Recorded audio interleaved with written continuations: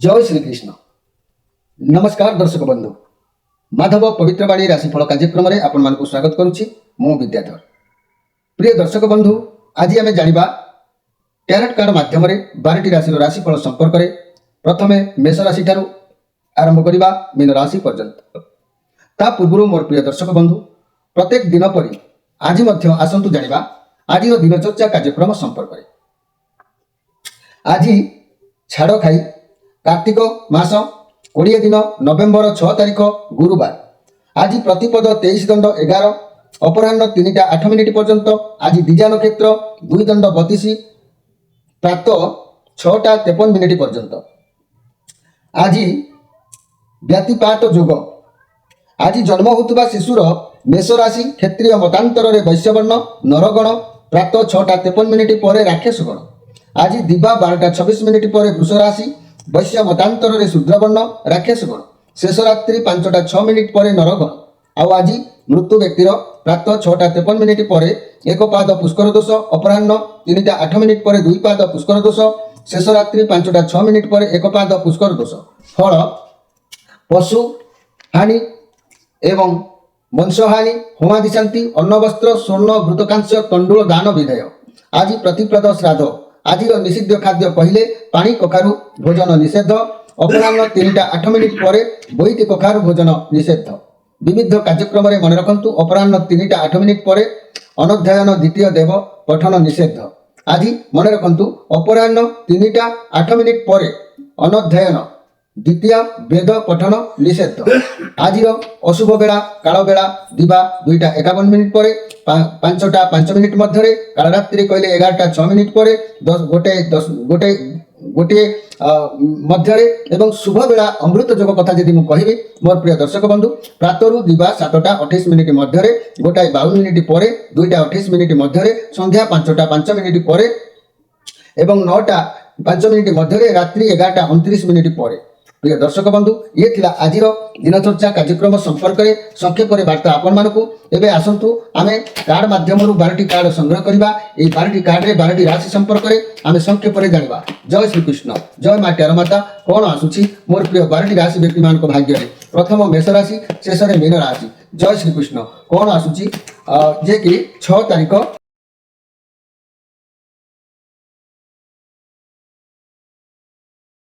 प्रथम जानिबा मेष राशि विषय। मोर प्रिय मेष राशि आपण मान कार्ड आसी 10 ऑफ कप कार्ड आसी पॉजिटिव कार्ड अच्छी। आपण आज किसी नुआ जिनिस किनी पारंती, व्यवहार करि पारंती, नुआ घर को जाई पारंती, नुआ बंधु स्थापन करि पारंती, नुआ रिलेशन हे पारे, नुआ व्यवसाय हे पारे किंबा कौन नुआ स्थान को जाई पारंती। एमिति किछि आज आपनकर जोग देखा दउची। आज आनंद रहिबे। बहुत भल दिन आपनकर अतिबाहित हो, जहा कि आज धर्म कर्म को आपण नीति नियम को मानिबे। ईश्वर देवादेवी समस्त प्रति भक्ति भाव रहिबो। तेणु घर परिवार दाम्पत्य जीवन आज भल रहिबो।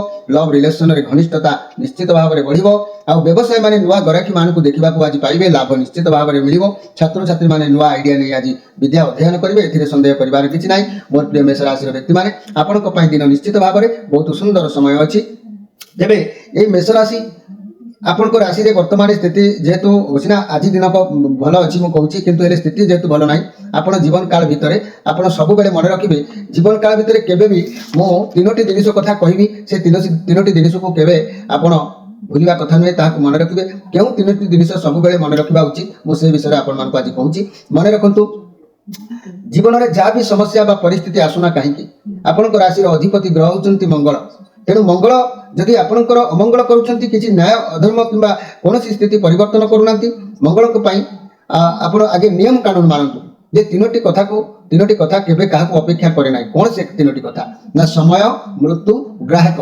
ए 3 जन केबे काहाको अपेक्षा करि नथंती। समय केबे अपेक्षा करे नाही, से ता अति बाटरे चली थाए। ग्राहक विलंब को अपेक्षा करे नाही, से मध्य चली जाए। आ मृत्यु मध्य काहाको अपेक्षा करि नथाए। तेणु सबु बेले तत्पर होतु सब कर्म को करिबा पई। आपनकर समय खराब अछि बोली कि हाथ जाकी बसी जिबा ताहा नुहे। आपनकर जदि एभली स्थिति घटुची ताले आपनकर राशि अधिपति मंगल को पाई 3 मुखी असली रुद्राक्षरटी पिंधंतु।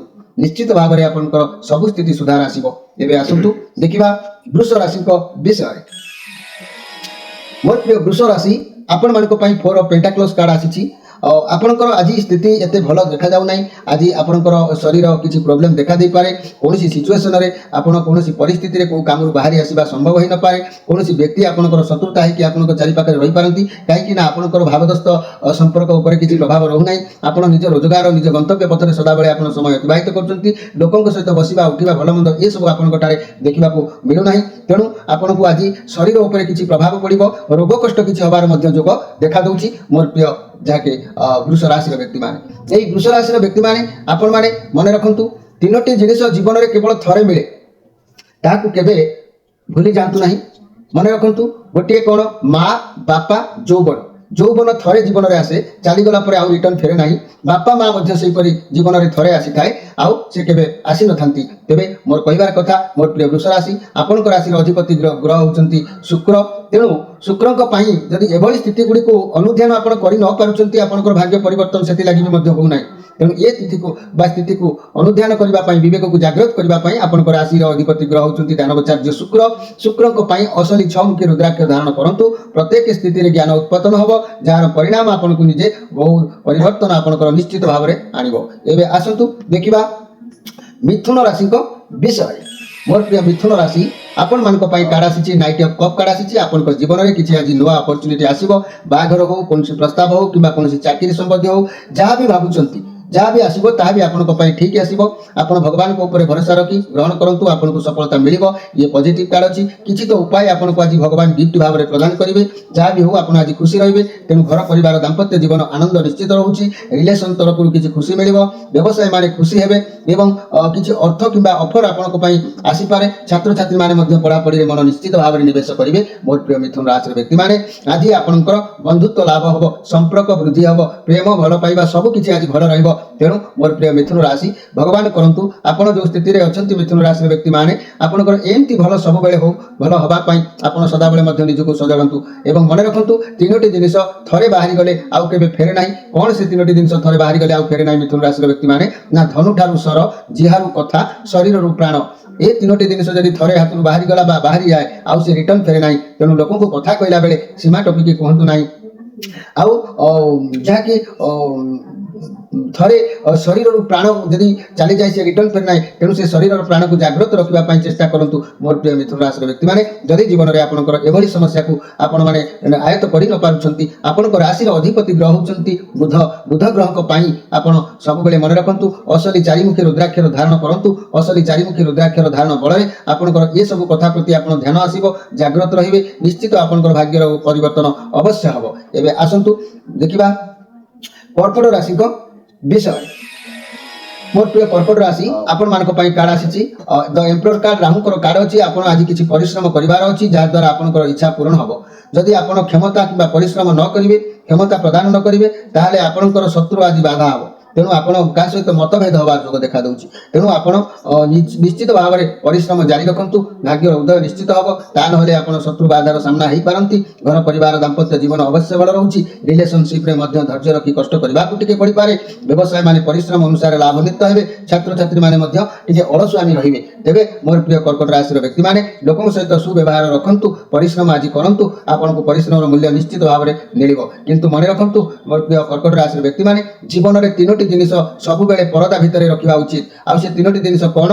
ନା ଧନ, ଭୋଜନ, ସ୍ତ୍ରୀ। ଏହି ତିନୋଟି ଜିନିଷକୁ ସବୁବେଳେ ପରଦା ଭିତରେ ରଖିବା ପାଇଁ ଉଦ୍ୟମ କରିବେ। ଯଦି ଏହା ବି କରି ନ ପାରୁଛନ୍ତି, ତାହେଲେ ଏଇଥିରୁ ଆପଣ ଜାଣିପାରିବେ ଯେ ଆପଣଙ୍କର ଭାବନା ସଦାବେଳେ ନକାରାତ୍ମକ ରହୁଛି। ତେଣୁ ଆପଣଙ୍କ ରାଶିର ଅଧିପତି ଗ୍ରହ ହେଉଛନ୍ତି ଚନ୍ଦ୍ର। ଚନ୍ଦ୍ରଙ୍କ ପାଇଁ ଆପଣ ଦୁଇମୁଖୀ ଅସଲି ରୁଦ୍ରାକ୍ଷରଟେ ଧାରଣ କରନ୍ତୁ। ଏଇଭଳି ସ୍ଥିତି ଗୁଡ଼ାକ ସବୁ ସଜଡ଼ା ହୋଇଯିବ, ଯାହାର ପରିବର୍ତ୍ତନ ଆପଣଙ୍କ ଭାଗ୍ୟ ଉପରେ ପ୍ରଭାବ ପକାଇବ। ଏବେ ଆସନ୍ତୁ ଦେଖିବା ସିଂହ ରାଶିଙ୍କ ବିଷୟରେ।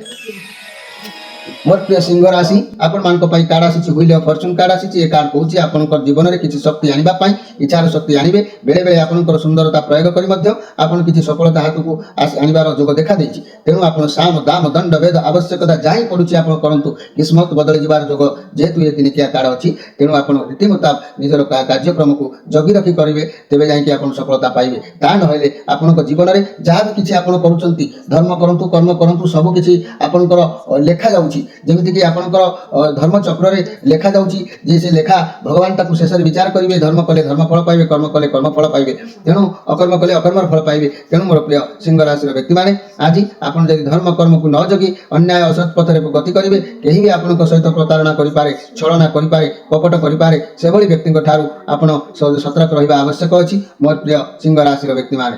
ଏହି ସିଂହ ରାଶିର ବ୍ୟକ୍ତିମାନେ ଆପଣମାନେ ସବୁବେଳେ ମନେ ରଖନ୍ତୁ, ତିନୋଟି ଜିନିଷ ଠାରୁ ସବୁବେଳେ ଦୂରେଇକି ରହିବେ ମୋର ସିଂହ ରାଶି ବ୍ୟକ୍ତିମାନେ। କ'ଣ ସେ ତିନୋଟି ଜିନିଷ? ନା ଦୁଷ୍ଟ ସାଥୀ, ସ୍ୱାର୍ଥ ଆଉ ନିଦ। କେବେ ଶୋଇବାକୁ ସବୁବେଳେ ଭଲ ପାଆନ୍ତୁ ନାହିଁ, ସ୍ୱାର୍ଥ ରଖି କିଛି କାମ କରନ୍ତୁ ନାହିଁ, ଦୁଷ୍ଟ ସାଥୀ ଠାରୁ ଦୂରେଇ ରୁହନ୍ତୁ। ଏ ତିନୋଟି ଜିନିଷ ଠାରୁ ସବୁବେଳେ ଦୂରେଇକି ରୁହନ୍ତୁ। ଏହାକୁ ଯଦି ଜଗି ପାରୁଛନ୍ତି ତାହେଲେ ଆପଣଙ୍କର ଭାଗ୍ୟ ନିଶ୍ଚିତ ଭାବରେ ଉଜ୍ଜଳମୟ ହେବ। ଆଉ ଯଦି ଏହାକୁ କଣ୍ଟ୍ରୋଲ କରିବାରେ ବ୍ୟତିକ୍ରମ ଘଟୁଛି ଏଭଳି କଥା ସବୁ, ତାହେଲେ ମନେ ରଖନ୍ତୁ ଆପଣଙ୍କ ରାଶିର ଅଧିପତି ଗ୍ରହ ହେଉଛନ୍ତି ରବି। ରବିଙ୍କ ପାଇଁ ଆପଣ ଅସଲି ଏକମୁଖୀ ରୁଦ୍ରାକ୍ଷର ଧାରଣ କରି ନିଜର ଭାଗ୍ୟକୁ ପରିବର୍ତ୍ତନ କରନ୍ତୁ। ଏହିଭଳି ସ୍ଥିତି କ୍ୱେଶ୍ଚନ ଗୁଡ଼ିକ ମଧ୍ୟ ଆପଣଙ୍କ ଭିତରେ ସଜାଗତା ରହିବ। ନ୍ୟାୟ ଅନ୍ୟାୟ ଆପଣ ଜାଣିପାରିବେ। ଆପଣଙ୍କ ମନର ବିବେକର ଚୈତନ୍ୟକୁ ସେ ଜାଗ୍ରତ କରିବାରେ ଇଏ ରୁଦ୍ରାକ୍ଷର ଆପଣଙ୍କୁ ସକ୍ଷମ ସାହାଯ୍ୟ ନିଶ୍ଚିତ ଭାବରେ କରିଥାଏ। ଏବେ ଆସନ୍ତୁ ଦେଖିବା କନ୍ୟା ରାଶିଙ୍କ ବିଷୟରେ। ମୋର ପ୍ରିୟ କନ୍ୟା ରାଶି, ଆପଣମାନଙ୍କ ପାଇଁ କାର୍ଡ ଆସିଛି, 8 ଅଫ୍ କପ୍ କାର୍ଡ ଆସିଛି। ଆପଣଙ୍କର କୌଣସି ବ୍ୟକ୍ତି ଅନ୍ତର ଲୋକ ଆଜି ସାଥ ଛାଡ଼ି ଦେଇପାରନ୍ତି। ବହୁତ କଠିନ ପରିସ୍ଥିତିରେ ଆପଣଙ୍କ ଦ୍ୱାରା ପାଖରୁ ଦୂରେଇ ଯାଇପାରନ୍ତି। ଆପଣଙ୍କର ତାଙ୍କ ପାଖରେ କିଛି ଦରକାର ଆସିପାରେ, ଆପଣଙ୍କ ସାଥ ଦେବେ ନାହିଁ, ନଚେତ୍ ପରିସ୍ଥିତିକୁ ଆପଣ ହୁଏତ ଆଜି ସାମ୍ନା କରି ନ ପାରନ୍ତି। କାରଣ ଆଜି କାହା ସହିତ ବ୍ୟତିକ୍ରମ କଥାବାର୍ତ୍ତା କରିପାରନ୍ତି, ଯାହାର ପ୍ରଭାବରେ କଳି ଝଗଡ଼ା ହୋଇପାରେ, ଯୁକ୍ତିତର୍କ ହୋଇପାରେ, ମନମାଳିନ ଘଟିପାରେ, ବିରହ ବିଚ୍ଛେଦ ହୋଇପାରେ। ତେଣୁ ସେଥିପ୍ରତି ଆଜି ଟିକେ ସଜାଗ ରହିବା ଆବଶ୍ୟକ ଅଛି ମୋର ପ୍ରିୟ କନ୍ୟା ରାଶିର ବ୍ୟକ୍ତିମାନେ। ତେଣୁ କଥା କହିଲା ବେଳେ ନିଜକୁ ସଂଯତ ରଖି କଥାବାର୍ତ୍ତା କରନ୍ତୁ, ନିଶ୍ଚିତ ଭାବରେ ଦିନ ଭଲ ରହିବ। ତା ନହେଲେ ଆପଣ ଆଜି କିଛି ନାହିଁ କିଛି କଳିରେ ଛନ୍ଦି ହୋଇଯାଇପାରନ୍ତି। ତେବେ ମୋର ପ୍ରିୟ କନ୍ୟା ରାଶିର ବ୍ୟକ୍ତିମାନେ, ଜୀବନରେ ତିନୋଟି ଜିନିଷ ସବୁବେଳେ ମନେ ଲଗାଅ। ତିନୋଟି ଜିନିଷ କ'ଣ? ନା ଈଶ୍ୱର, ପରିଶ୍ରମ, ବିଦ୍ୟା। ଏହି ତିନୋଟି ଜିନିଷ ଉପରେ ସବୁବେଳେ ମନ ଲଗାଇଲେ ଆପଣ ନିଶ୍ଚିତ ଭାବରେ ସଫଳ ହେବେ। ଯଦି ଏଭଳି ଜିନିଷ ଆପଣଙ୍କ ଭିତରେ ଜାଗ୍ରତ ହେବାକୁ ଅସମ୍ଭବ ହୋଇପଡ଼ୁଛି, ତାହେଲେ ଆପଣଙ୍କ ରାଶିର ଅଧିପତି ଗ୍ରହ ହେଉଛନ୍ତି ବୁଧ। ବୁଧ ଗ୍ରହଙ୍କ ପାଇଁ ଅସଲି ଚତୁର୍ମୁଖୀ ରୁଦ୍ରାକ୍ଷରଟେ ଧାରଣ କରନ୍ତୁ। ଅସଲି ଚତୁର୍ମୁଖୀ ରୁଦ୍ରାକ୍ଷର ଧାରଣ କଲେ ଆପଣଙ୍କର ଜୀବନ ଗତିପଥ ନିଶ୍ଚିତ ଭାବରେ ପରିବର୍ତ୍ତନ ହେବ। ଏହିଭଳି ସବୁ ଚେତନାର ଶକ୍ତି ଜାଗ୍ରତ ଆପଣଙ୍କ ମନ ଭିତରେ ନିଶ୍ଚିତ କରାଇବ।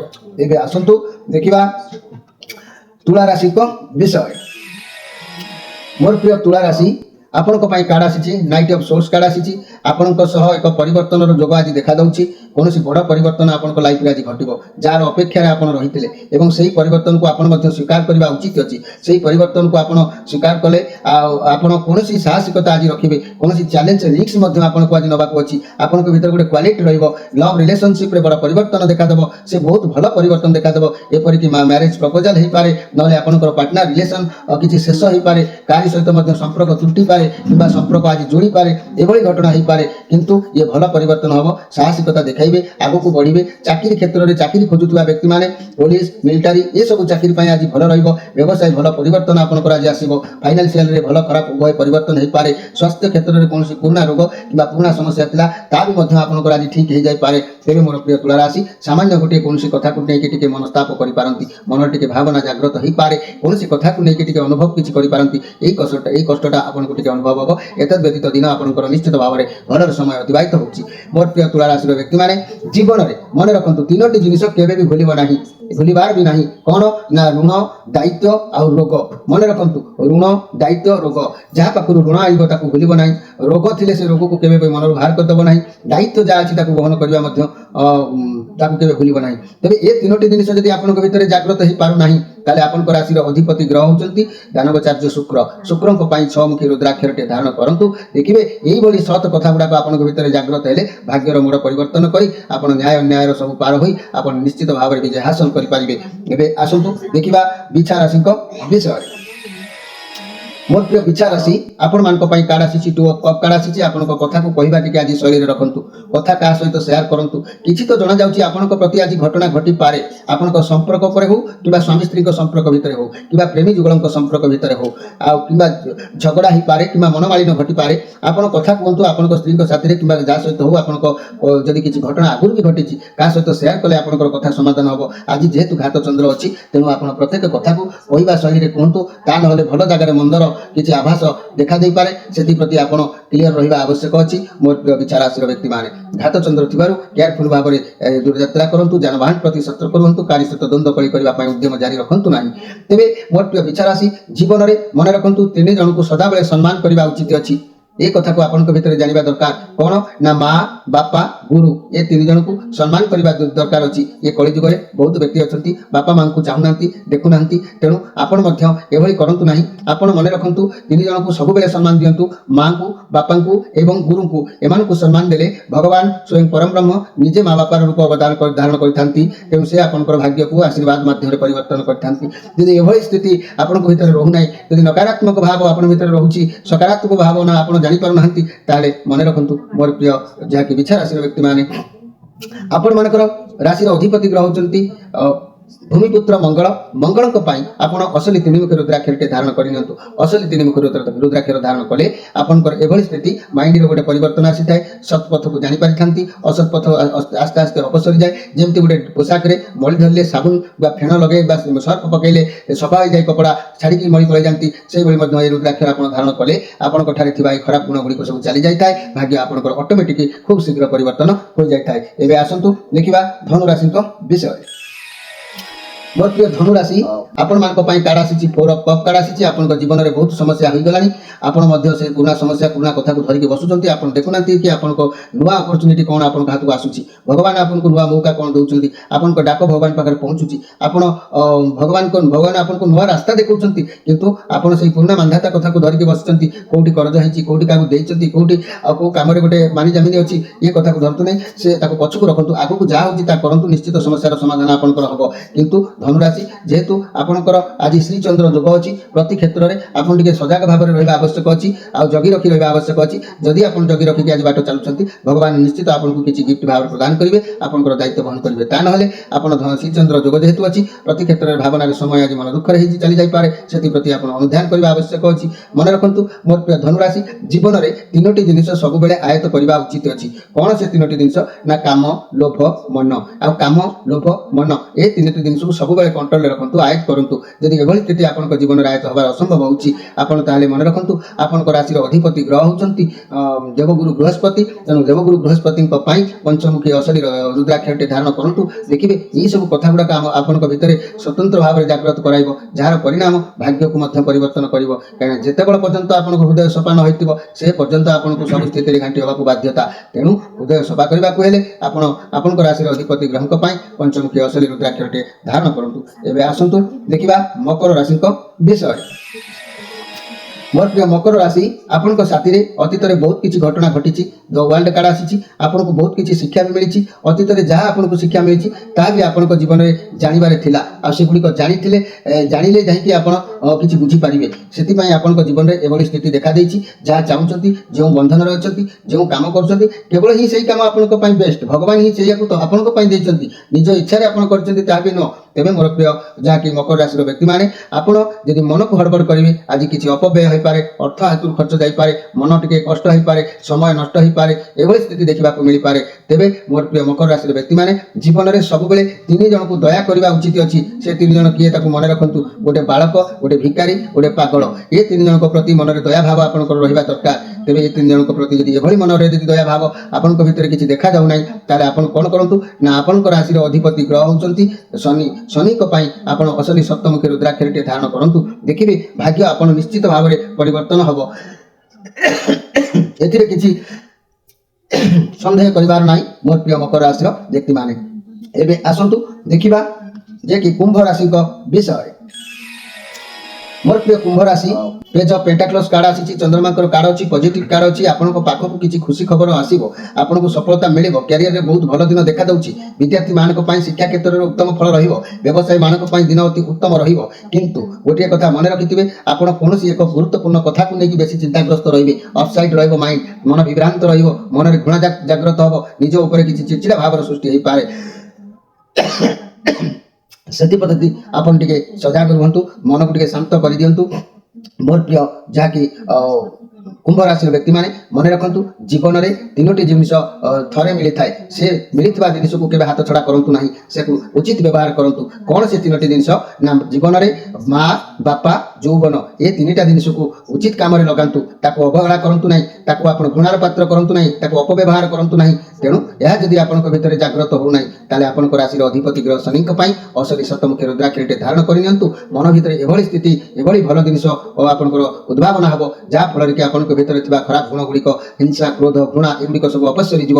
ଏହା ଆପଣଙ୍କ ପାଇଁ ନିଶ୍ଚିତ ଲାଭଦାୟକ ହେବ। ନିଜର ଭାଗ୍ୟ ପରିବର୍ତ୍ତନ କରି ବହୁ ଉଚ୍ଚ କୋଟିରେ ଆପଣ ପ୍ରବେଶ କରିପାରିବେ। ଏବେ ଆସନ୍ତୁ ଦେଖିବା ଶେଷ ରାଶି ମୀନ ରାଶିର ସମ୍ପର୍କରେ। ମୋର ପ୍ରିୟ ମୀନ ରାଶି, ଆପଣମାନଙ୍କ ପାଇଁ କାର୍ଡ ଆସିଛି 6 ଅଫ୍ ୱାଣ୍ଡସ୍ କାର୍ଡ ଆସିଛି। ଆଜି ଆପଣ କୌଣସି ଏକ ବିଜୟ ହାସଲ କରିବାର ଯୋଗ ଦେଖାଦେଉଛି। କାହା ସହ ଛଳ କିମ୍ବା କାହା କଥା ନ ଶୁଣି ନିଜ ମନ ମାନିଲେ ଆଜି ବିଜୟ ହାସଲ କରିବେ। ତେଣୁ ଆପଣଙ୍କୁ କହିବାକୁ ଗଲେ ମୋର ପ୍ରିୟ ମୀନ ରାଶି, ଇଏ 6 ଅଫ୍ ୱାଣ୍ଡସ୍ କାର୍ଡ ଯେହେତୁ ଆସିଛି ଆପଣଙ୍କୁ ସବୁଆଡ଼ୁ ଆଜି ସପୋର୍ଟ ମିଳିବେ। ଲୋକମାନେ ଆପଣଙ୍କୁ ଉତ୍ସାହିତ କରିବେ। ଏହା ଆପଣଙ୍କର ଭିତରେ ଆତ୍ମବିଶ୍ୱାସ ବଢ଼ିବ। ଆଗକୁ ଆପଣଙ୍କ ଜୀବନରେ କିଛି ବି ଘଟିବାର ଯୋଗ ଦେଖାଦେଉଛି, ଯାହାର ପରିବର୍ତ୍ତନ ବହୁତ ଖୁସି ଅନୁଭବ କରିବେ, ଗର୍ବ ଅନୁଭବ କରିବେ। ଆପଣମାନେ ବନ୍ଧୁ ବନ୍ଧୁ ଆପଣଙ୍କୁ ନେଇକି ମଧ୍ୟ କେହି ଗର୍ବ ଅନୁଭବ କରିପାରନ୍ତି। କ୍ୟାରିୟରରେ ମନି ବ୍ୟବସାୟ ଆପଣଙ୍କୁ ଚାକିରି କ୍ଷେତ୍ରରେ ପ୍ରମୋସନ ମିଳିବାର ଚାନ୍ସ ରହିବ। ବହୁତ ପଜିଟିଭ ଅନୁଭବ କରିବେ। ସମସ୍ତେ ଆପଣଙ୍କୁ ଆଜି ସପୋର୍ଟ କରିବେ। ସ୍ୱାସ୍ଥ୍ୟ କଥା କହିଲେ ରୋଗ ବହୁତ ଦିନ ଧରି ଯଦି ଥିଲା ତା ମଧ୍ୟ ଆଜି ଶୀଘ୍ର ଭଲ ହୋଇଯିବାର ଯୋଗ ଦେଖାଦେବ। ପ୍ରେମୀ ଯୁଗଳଙ୍କ ପାଇଁ କଳି ଝଗଡ଼ା ଯଦି ଚାଲୁଥିଲା ତା ବି ଜଲ୍ଦି ମଧ୍ୟ ଆଜି ସମସ୍ୟାର ସମାଧାନ ହେବ। ଆପଣଙ୍କର ମନ ନିଶ୍ଚିତ ଭାବରେ ଖୁସି ରହିବ। ତେବେ ଆଜି ଆପଣଙ୍କର ଦିନ ଆଦର ସମ୍ମାନ ଭିତରେ ଯିବ, ଭଲ ପାଇବା ଭିତରେ ଯିବ। ଆପଣଙ୍କୁ ସମସ୍ତେ ସପୋର୍ଟ କରିବେ। ଦିନ ବହୁତ ଭଲ ଅଛି ମୋର ପ୍ରିୟ ମୀନ ରାଶିର ବ୍ୟକ୍ତିମାନେ। ଏହି ମୀନ ରାଶିର ବ୍ୟକ୍ତିମାନେ ମନେ ରଖନ୍ତୁ, ଆପଣଙ୍କ ଜୀବନରେ ମୁଁ ସବୁବେଳେ ମନେ ରଖିବେ, ଆପଣଙ୍କ ଜୀବନରେ 3ଟି ଜିନିଷ ପ୍ରତି ସବୁବେଳେ ମନ ଲଗାଇବେ। ମନେ ରଖନ୍ତୁ 3ଟି ଜିନିଷ କ'ଣ ଆପଣଙ୍କ ପାଇଁ ନା ଈଶ୍ୱର, ପରିଶ୍ରମ ଆଉ ବିଦ୍ୟା। ଏ 3ଟି କ୍ଷେତ୍ରରେ ଯଦି ମନ ଲଗାଇବେ ଆପଣଙ୍କ ଜୀବନରେ ଭାଗ୍ୟରେ ପରିବର୍ତ୍ତନ ଆସିବ। ଆଗକୁ ନିଶ୍ଚିତ ବଢ଼ିପାରିବେ, କାର୍ଯ୍ୟରେ ସଫଳତା ଦେଇପାରିବ। ଯଦି ଆପଣଙ୍କ ଜୀବନରେ ଏଭଳି କିଛି ମନ ନ ଲାଗୁଛି ତାହେଲେ ଆପଣଙ୍କ ରାଶିର ଅଧିପତି ଗ୍ରହ ହେଉଛନ୍ତି ଦେବଗୁରୁ ବୃହସ୍ପତି। ଦେବଗୁରୁ ବୃହସ୍ପତିଙ୍କ ପାଇଁ ଆପଣ ଅସଲି ପାଞ୍ଚମୁଖୀ ରୁଦ୍ରାକ୍ଷରଟେ ଧାରଣ କରନ୍ତୁ। ଏହି ଅସଲି ରୁଦ୍ରାକ୍ଷର ପାଞ୍ଚମୁଖୀ ଧାରଣ କଲେ ଆପଣଙ୍କର ଜୀବନର ଗତିପଥ ବହୁତ ସୀମାରେ ପହଞ୍ଚିପାରେ। ତେବେ ମୋର ପ୍ରିୟ ଦର୍ଶକ ବନ୍ଧୁ, ଆଜି ତ ସମୟ ଅତିବାହିତ ହୋଇଛି। ଆପଣମାନଙ୍କ ଠାରୁ ବିଦାୟ ନେବା ପୂର୍ବରୁ ଗୋଟିଏ କଥା କହୁଛି, ଯେଉଁମାନେ ଆମ ଚ୍ୟାନେଲକୁ ନୂଆ କରି ଆସୁଛନ୍ତି ସେମାନଙ୍କୁ ମାଧବ ପବିତ୍ରବାଣୀ ରାଶିଫଳ କାର୍ଯ୍ୟକ୍ରମରେ ମୁଁ ସ୍ୱାଗତ କରୁଛି, ଅଭିନନ୍ଦନ ଜଣାଉଛି। ଯେଉଁମାନେ ପୁରୁଣା ବ୍ୟକ୍ତି ଅଛନ୍ତି ସେମାନଙ୍କୁ ମଧ୍ୟ ମୁଁ ଅନେକ ଅଭିନନ୍ଦନ ଜଣାଉଛି। ମୋର ପ୍ରିୟ ମାଧବ ପବିତ୍ରବାଣୀ ଦେଖୁଥିବା ସମଗ୍ର ଓଡ଼ିଶାବାସୀ, ଆପଣମାନଙ୍କ ଆଶୀର୍ବାଦରେ କାର୍ଯ୍ୟକ୍ରମ ବହୁ ଅଗ୍ରିମ ଅଧିକାର ଲାଭ କରିଛି। ଆପଣମାନଙ୍କର ଏହି ଭଲ ପାଇବା ଯେତେ ଆମ ପ୍ରତି ରହିଛି, ମୋର ମଧ୍ୟ ସେବା ଆପଣମାନଙ୍କ ପ୍ରତି ସେତିକି ବଢ଼ି ବଢ଼ି ଚାଲୁଛି। ତେବେ ମୋର ପ୍ରିୟ ଦର୍ଶକ ବନ୍ଧୁ, ସ୍କ୍ରିନ୍ ଉପରେ ନମ୍ବର ଦିଆଯାଇଛି। ଯେଉଁମାନେ ମୋ ସହିତ କିଛି ଯୋଗାଯୋଗ କରି ଜାଣିବାକୁ ଚାହୁଁଛନ୍ତି ତାହେଲେ ଆମେ ସ୍କ୍ରିନ୍ ଉପରେ ନମ୍ବର ଦେଇଛୁ। ପ୍ରତ୍ୟେକ ଦିନ ସନ୍ଧ୍ୟା 6ଟାରୁ ରାତ୍ରି 8:30 ପର୍ଯ୍ୟନ୍ତ ଏହା ମଧ୍ୟରେ ଆପଣ ମୋ ସହିତ ଯୋଗାଯୋଗ କରିପାରିବେ। ମୁଁ ଆପଣଙ୍କର ନିଶ୍ଚିତ ଭାବରେ ମାନେ ଆପଣଙ୍କ ଜନ୍ମଜାତକ ଅନୁସାରେ ପ୍ରତିକାର ମୁଁ ଆପଣଙ୍କୁ ନିଶ୍ଚିତ ଭାବରେ ପ୍ରଦାନ କରିବି। ରହୁଛି, ନମସ୍କାର।